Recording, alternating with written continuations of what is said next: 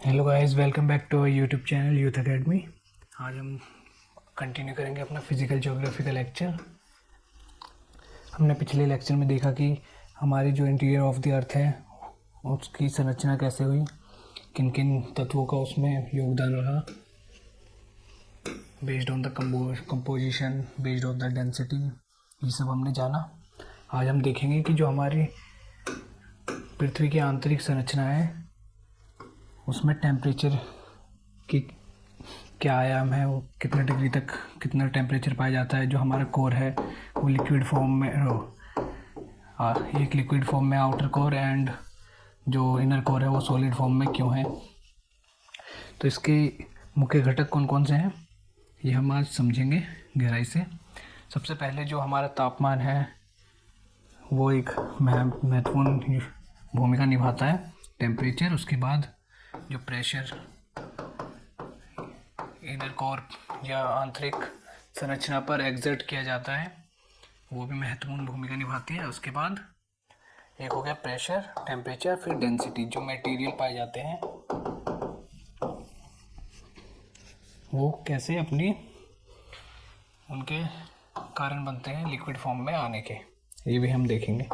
तो behaviour of temperature, pressure and density in interior of the earth, तो इसके बारे में जानते हैं कि जो बिहेवियर है वो कैसा है।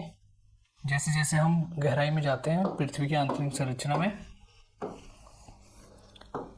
जो प्रेशर और टेम्परेचर है, टेम्परेचर, प्रेशर एंड डेंसिटी, वो क्या है, बढ़ती रहती है, इंक्रीज होती रहती है।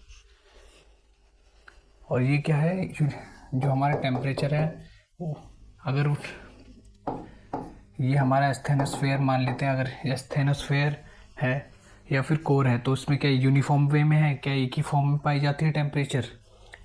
तो ऐसा नहीं है। जो स्थेनोस्फेयर का टेम्परेचर है वो इनर कोर से बिल्कुल अलग है और कम मात्रा में पाई जाती है। ये हम देखेंगे इसके क्या कारण है। तो यही बताया गया कि जो डेंसिटी है, प्रेशर है, वो टेम्परेचर है, वो जैसे जैसे गहराई में जाते हैं वो क्या है, बढ़ती रहती है। The inner core exist in solid state in spite of, जो इनर कोर है हमारी, ये हमने कोर माना था, ये आउटर कोर हो गया हमारा। जो इनर कोर है वो क्या है, हमारा सॉलिड स्टेट में है, ठोस अवस्था में। ये हमने पिछले लेक्चर में भी समझाया था, ये इसके स्ट्रक्चर पूरे बना के। तो आपने वो क्लास नहीं देखी तो आप रेफर कर सकते हैं। अब देखते हैं ये सॉलिड स्टेट में क्यों है। ये हमारी लिथोस्फेयर है 100 किलोमीटर तक, और यहाँ से क्या है, ये पूरा प्रेशर पड़ रहा है। और ये हमारा स्थेनोस्फेयर, ये हमारा मेंटल का पार्ट हो गया। और इसमें क्या क्या भूमिका निभाते हैं ये देखते हैं। जैसे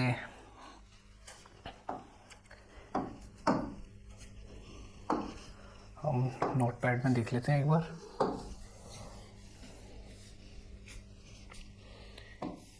ये हमारा स्थेनोस्फेयर का भाग हो गया अप टू 700 किलोमीटर तक, जो सेमी सॉलिड वे में है। कौन से स्टेट में? Semi solid.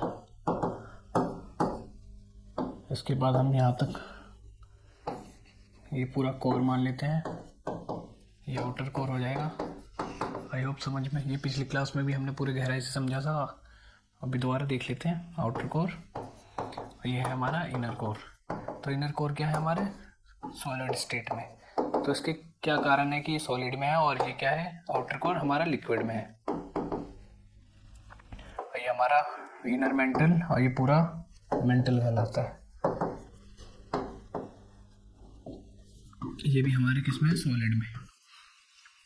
तो एक तो इसमें जो हमारा इनर कोर है उसमें पाए जाने वाले जो नाइफ पाए जाते हैं, निकल एंड आयरन, ये मुख्य कारण है। जब ये तापमान में हमारे, क्योंकि जैसे जैसे गहराई बढ़ती रहती है वो तापमान भी इंक्रीज होता रहता है। जैसे हमारे स्थेनोस्फेयर के लगभग कितना तापमान है, 2000 टाइप तापमान है इसके कारण, और यहाँ पर लगभग ये 5000 के करीब हो जाता है। और जो आउटर कोर है यहाँ पर हमारा 5500 के करीब तापमान हो जाता है। और जो तापमान है वो आउटर कोर, इनर कोर में क्या होता है, एक यूनिफॉर्म वे में होता है, मतलब कि एक ही जैसा होता है। तो इसको देख लेते हैं। इसको हम आउटर कोर मानते हैं, इसको हम इनर कोर। और यहाँ पर जो मटेरियल है वो एक ही पाया जाता है, नाइफ है, नाइफ, निकल एंड आयरन। यहाँ तक क्लियर है आई होप। अब यहाँ देखते हैं, लेकिन जो यहाँ पर मटेरियल की अवस्था होती है, जो मेल्टिंग पॉइंट होता है वो क्या है, 6000 से क्या होता है, अधिक होता है, 6000 डिग्री से अधिक होता है। और जो कि यहाँ पर क्या, यहाँ का तापमान लगभग 6000 करीब के बीच में है, लेकिन इसका मेल्टिंग पॉइंट क्या है, 6000 से अधिक होता है, जिसके कारण जो इनर कोर है हमारा, वो उसमें पाए जाने वाले तत्व नहीं पिघलते हैं। और बाकी जो आउटर कोर है, इसका मेल्टिंग पॉइंट 6000 से कम होता है। मेल्टिंग पॉइंट मतलब कोई भी वस्तु, जैसे 100 डिग्री पर आयरन पिघल जाता है, तो इसका मेल्टिंग पॉइंट क्या हो गया, 100 डिग्री। अगर इससे अधिक वाले तापमान के कांटेक्ट में आएगा तो ये क्या हो जाएगा, पिघल जाएगा आयरन। लेकिन जो तत्व इसमें पाए जा रहे हैं, नाइफ हो गया अलग, तो इसका मेल्टिंग पॉइंट क्या है, 6000 से कम है, जिसके कारण ये नहीं पिघल रहा है, सॉरी ये पिघल जा रहा है क्योंकि 6000 से कम है। और यहाँ पर पाए जाने वाले तत्व के मेल्टिंग पॉइंट क्या है, 6000 से अधिक है, जिसके कारण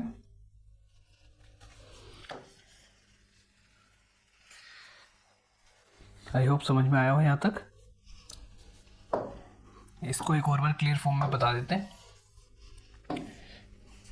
जो मेल्टिंग पॉइंट है इसका क्या है, 6000 से अधिक है, 6000 डिग्री तक नहीं पिघलेगा इनर कोर का जो भी है। इनर कोर में जो भी मटेरियल पाए जा रहे हैं उसका मेल्टिंग पॉइंट क्या है, 6000 से अधिक है। अगर वो 6000 डिग्री तक कांटेक्ट में आएंगे तो नहीं पिघलेंगे। अगर इसके से अधिक, जैसे 7000 डिग्री होती है और 6000 से अधिक है, तो ये क्या होगा, मटेरियल होगा, पिघल जाएगा। तो ये इसलिए सॉलिड फॉर्म में पाया जाता है। पहला रीज़न तो ये हो गया कि इसका मेल्टिंग पॉइंट 6000 से अधिक होने के कारण।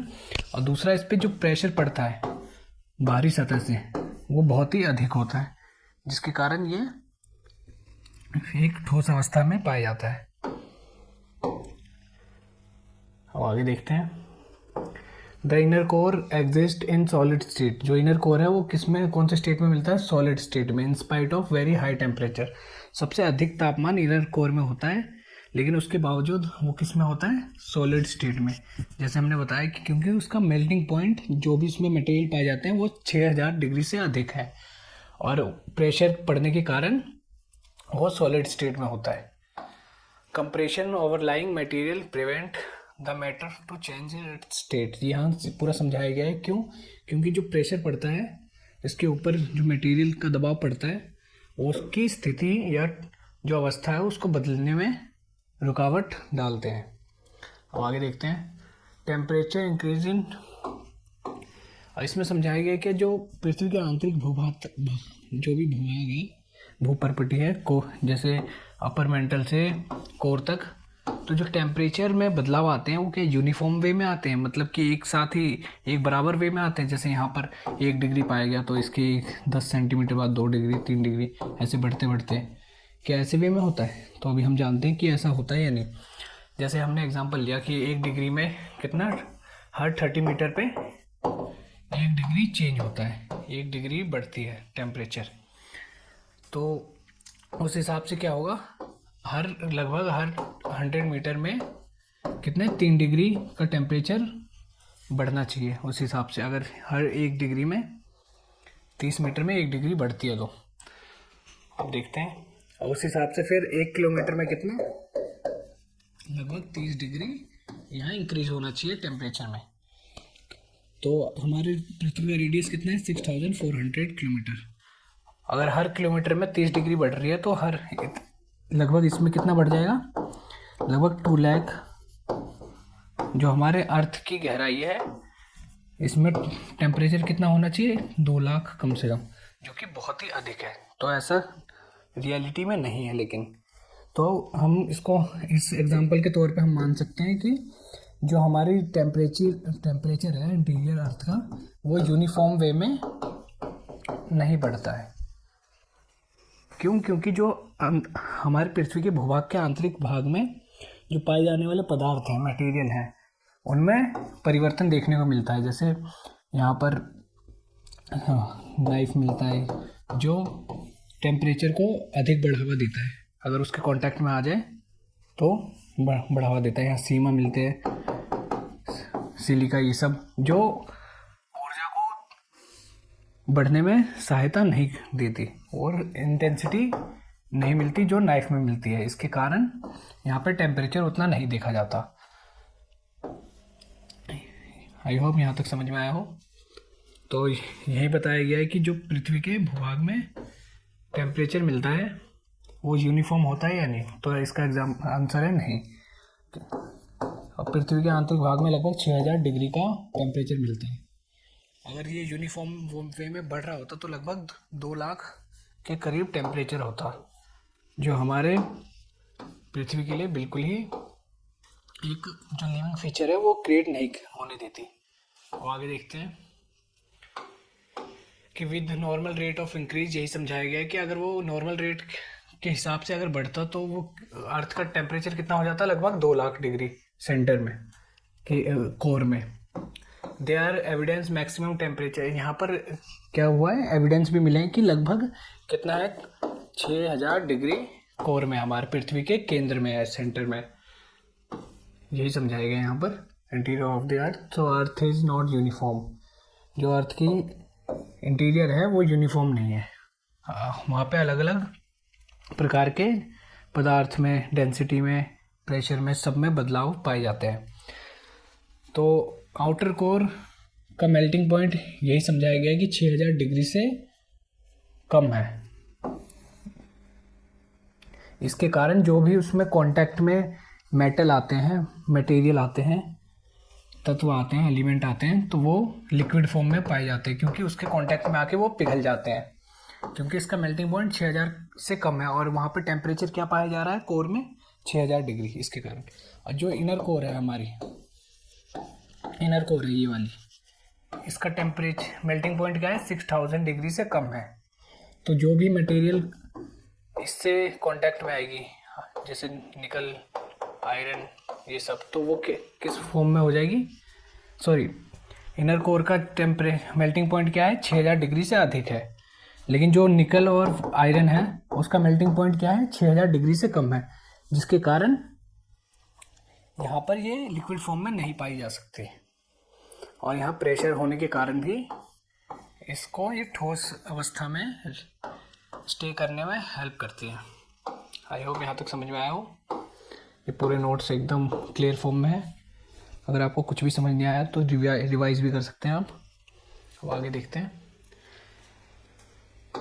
Asthenosphere has a concentration of radioactive material is undergoing decay and contribute to high temperature region for, जो हमारा सेमी सॉलिड है, ये तो हमारा क्रस्ट मान लेते हैं 40 किलोमीटर तक, 100 किलोमीटर तक लिथोस्फेयर, 40 किलोमीटर क्रस्ट, इसके नीचे पाई जाती है एस्थेनोस्फेयर, जिसे अपर मेंटल भी कहते हैं। ये हमारे सेमी सॉलिड वे में मिलता है। तो ऐसा क्यों? क्योंकि यहाँ पर जो तत्व होते हैं एक दूसरे में अपघटित होते रहते हैं, कोलाइड होते रहते हैं और रेडियो एक्टिव डीके होता रहता है इसके अंदर, जिसके कारण ये लिक्विड फॉर्म में या फिर सेमी सॉलिड जिसे कहते हैं उस फॉर्म में मिलते हैं। The inner core experience very high pressure, यही समझा गया है कि इनर कोर सॉलिड वे में क्यों मिलता है, सॉलिड स्टेट में क्यों पाया जाता है, जबकि आउटर कोर लिक्विड स्टेट में पाया जाता है।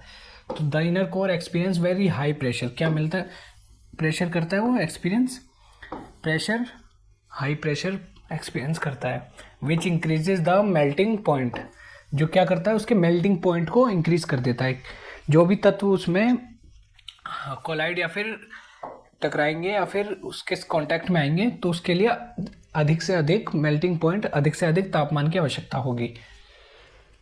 इसलिए ये क्या करता है, prevents it from changing state, इसकी अवस्था को चेंज करने में रोकता है, रुकावट डालता है। अब ये भी देख लेते हैं ये तो नेक्स्ट लेक्चर में पूरी तरीके से समझाया जाएगा।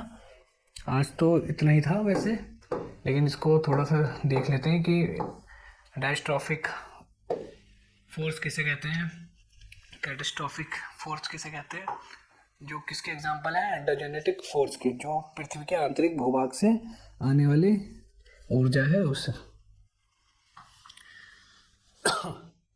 तो इसमें ये समझाया गया है कि क्लासिफिकेशन ऑफ एंडोजेनेटिक फोर्स, इसमें क्लासिफिकेशन की गई है एंडोजेनेटिक फोर्स की, जो exam point of view prelims के लिए बहुत ही इंपॉर्टेंट है। इसमें क्या किया गया है, एंडोजेनेटिक फोर्स को दो पार्ट में डिवाइड किया है, एक डायस्ट्रॉफिक एंड कैटास्ट्रॉफिक। सबसे पहले हम डायस्ट्रॉफिक देखते हैं। इसको ये क्या होता है, बिल्कुल स्लो होता है, जैसे हमारी प्लेटें मूवमेंट होती हैं वो किस में आ जाएंगी, वो डायस्ट्रॉफिक में। जो हमारी पृथ्वी पर जितनी भी संरचनाएं बनी हैं, पहाड़ हो गए और क्या कहते हैं रिवर हो गए, जितनी प्रकार की संरचनाएं हैं वो लगभग डायस्ट्रॉफिक फोर्स के द्वारा बनी है। ये भी प्रीलिम्स में क्वेश्चन बनता है। और एक है कैटास्ट्रॉफिक फोर्स, ये बहुत फास्ट होती है, जैसे वोल्केनोस के द्वारा संरचनाएं बनाई गई, अर्थक्वेक, इन सब। ये हम और गहराई से समझेंगे। सबसे पहले हम डायस्ट्रॉफिक देख लेते हैं।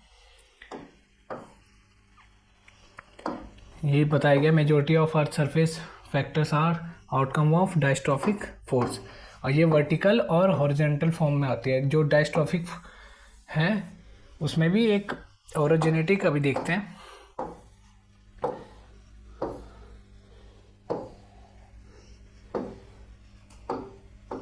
जो डायस्ट्रॉफिक फोर्स है वो किसमें, वर्टिकल फॉर्म में और हॉरिजॉन्टल फॉर्म में इसको डिवाइड किया गया है। तो जो वर्टिकल फॉर्म है इसको एपेरिजेनेटिक स्पेलिंग मिस्टेक है, फोर्स कहते हैं। और इसको देखते हैं। उसके बाद हॉरिजॉन्टल फोर्स है, जो यहाँ पर ये सरफेस मान लेते हैं, और ये फोर्स आई है वर्टिकली, तो इसको हम कौन से फोर्स का नाम देंगे, एपेरिजेनेटिक, जो वर्टिकल आई है। और जो हॉरिजॉन्टल, जो पृथ्वी की सरफेस के एकदम पैरेलल आई है, उसको हम ऑरोजेनेटिक कहेंगे। ऑरोजेनेटिक। आई होप समझ में आया हो यहाँ तक। इसको हम नेक्स्ट क्लास में पूरी और गहराई से समझेंगे, अभी बस ओवरव्यू ले लेते हैं। तो जो एपेरिजेनेटिक फोर्स है उसको भी दो भागों में डिवाइड किया गया है, upward and downward.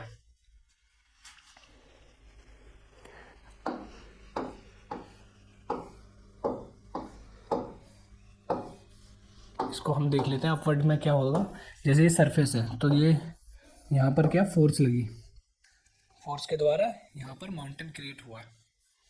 I hope यहाँ तक समझ में आया। और यहाँ भी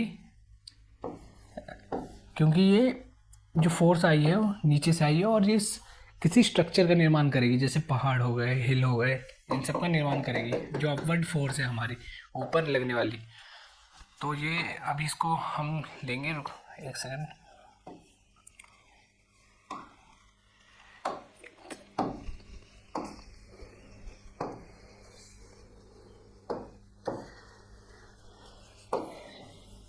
ये जो हमारी कैटास्ट्रॉफिक फोर्स है इसमें एपेरिजेनेटिक में जो अपवर्ड वाला एग्जांपल है, जैसे हमारे सतह पे फोर्स टकराई, तो इसमें क्या होगा, ये माउंटेन का या हिल का निर्माण करेगा। और ये दोनों साइड फोर्स टकराई तो दो माउंटेन हो जाएंगे यहाँ पे।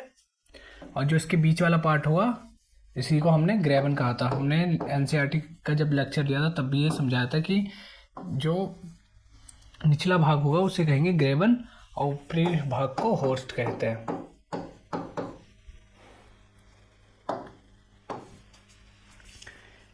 अब आज की क्लास यहीं तक रखते हैं, इसको हम पूरा गहराई से समझेंगे। आप जुड़े रहिए। आई होप आज का लेक्चर समझ में आया हो। आपकी कोई भी क्वेरी है तो you can raise in a comment section. इसका एक और एग्जांपल लिख देते हैं यहाँ पर, विंध्या एंड सतपुरा। ये हम कल की क्लास में कंटिन्यू करेंगे कि इस टर्म को यहाँ क्यों यूज़ किया गया। मिलते हैं कल की क्लास में। थैंक